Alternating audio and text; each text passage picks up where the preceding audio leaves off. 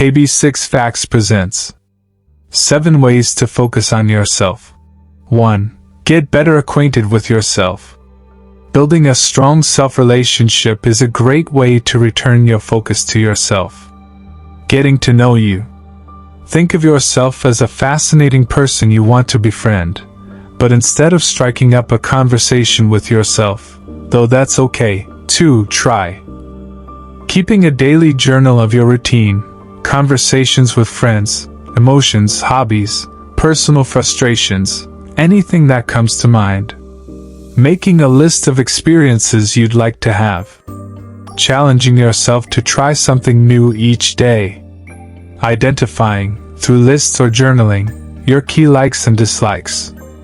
Identifying strengths and areas where you'd like to grow. These exercises can help you begin to build a more complete picture of yourself as a person, outside the influence of anyone else. 2. Make sure you're seeking what you really want. Most people care about the opinions of their loved ones.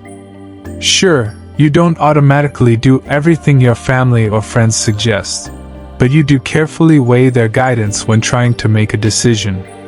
It's generally helpful to get insight from others, especially for big decisions. Still, it's important to draw a distinction between finding value in this guidance and letting it sway you from your preferred course.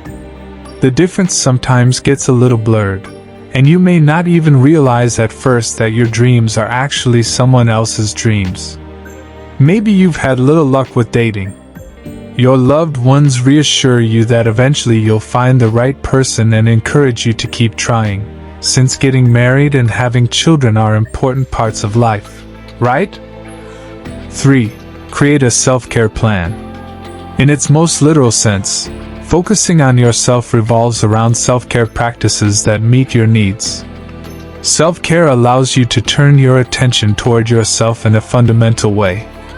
Everyone has basic needs that play an important part in overall well-being, including sleep, nutrition, physical exercise, and relaxation. If you neglect these needs, you're probably not getting enough time to recharge from life's various sources of stress. You might not notice much of an impact at first, but eventually, you might see some unwanted changes in your physical and mental health.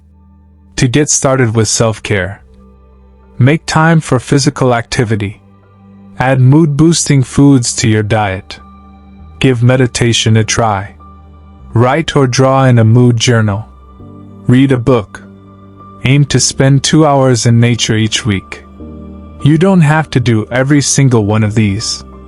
In fact, it's probably wise to start small. Choose one. 4. Practice self-compassion. Make no mistake, caring for others is a positive trait. Focusing on your loved ones and offering emotional support when they struggle shows your compassion and strengthens your relationships. Pro-social behavior, like practicing kindness toward others, can even help improve well-being by boosting feelings of happiness. Just don't forget to treat yourself with the same kindness and compassion you offer others. Maybe you're always ready when a friend needs kind words, a hug, or a distraction. But what about when you need those things? You might, like many others, hold yourself to stricter standards and fall into patterns of negative self-talk. Think to work on, and gradually work your way toward other practices that make you feel good. 5. Spend time doing things you love. People in relationships tend to spend plenty of time with their partners. This might work perfectly well for a while, but lacking time for the things you enjoy can result in your losing touch with those interests over time. This can leave you feeling frustrated, discouraged, and resentful.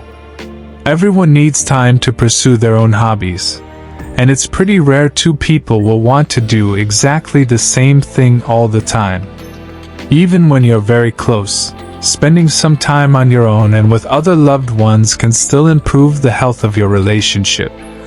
When life gets busy, hobbies might be the first things you drop from your routine as you navigate more immediate challenges. But this can backfire. It becomes harder to weather difficulties and bounce back from stress when you don't have time to recharge. 6. Avoid the comparison trap. Most people compare themselves to others on occasion. Perhaps you feel a little envious of a particular friend who always seems happy. If only I had their brains, or partner, or style, or wealth, or anything else, I'd be happy too, you think. But you don't actually know how they find fulfillment in life. Even if their happiness does stem from the things they have, people are different, and there's still no guarantee those same possessions will bring you the same joy. Comparing yourself to someone else can motivate you to aim for similar goals, like a nice house, your dream car, or a loving partner. That isn't necessarily a bad thing, as long as these new ideals don't overshadow your existing values. 7. Examine your values. It's not uncommon to lose sight of your personal values, especially when you find yourself in a rough patch or find yourself single after a long relationship. Taking some time to reconsider the specific qualities you value most can help you refocus your attention on who you are and who you want to become. If you value community, for example, you might look for ways to share time or resources with your community. Once you identify your values, you can begin to explore ways to incorporate them into your life in meaningful ways. Some values, such as bravery, optimism, or adventurousness, might come naturally to you. Others, including honesty, accountability, or leadership, may require a little more work. This work is worth it, though. Research from 2017 suggests living according to your values could help improve satisfaction with life as well as mental health.